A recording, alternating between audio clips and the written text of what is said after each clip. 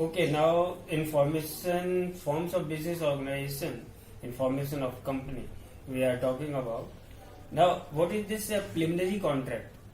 Preliminary contract is that contract which promoter do with the third party to do the business of the firm smoothly.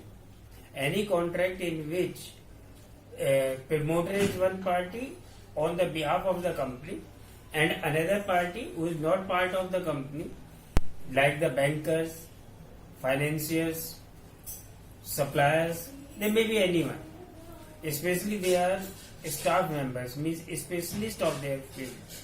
So when they sign the document and they are ready to have the responsibilities to take the responsibilities of the business of the company, all these type of contract come into the category of preliminary contract. These contracts are to be made for various reasons, for better collect the finance, to have the banking properly, to do advertisement of the firm, for the warehousing purpose, storage purposes, and many other etc. things for which these all contracts are required. Then, what are the steps which are to be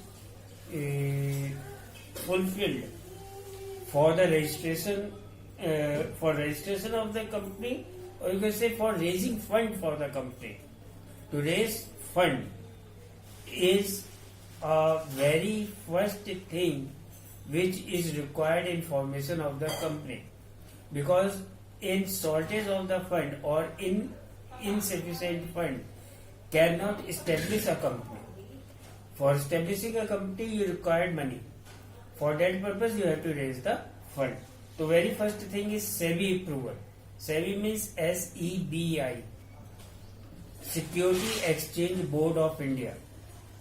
Security Exchange Board of India is a board which regularizes all the company's securities, whether these securities are legal, company exists or not, everything.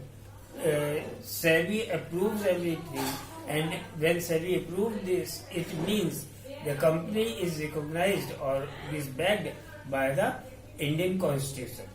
The very first thing is SEBI approval, then filling the prospectus or statement of lieu of prospectus. The second step is filing a prospectus. Prospectus is a document which is important, which is important because it is an invitation. It is an invitation for the public to come and purchase the shares stake of the company. It is advertisement, it is an offer to public. You can say it carries all detail, how many shares are going to be sold in the market, what is the minimum limit which anyone can purchase, everything, what is company about, these all things are there in the prospectus. Then appointment of bankers, brokers and underwriters. Who will be the banker, broker and underwriter? Banker means a financial assistant who is going to give the financial assistance to the company. All commercial banks do this. Some specialized banks are also there who do this.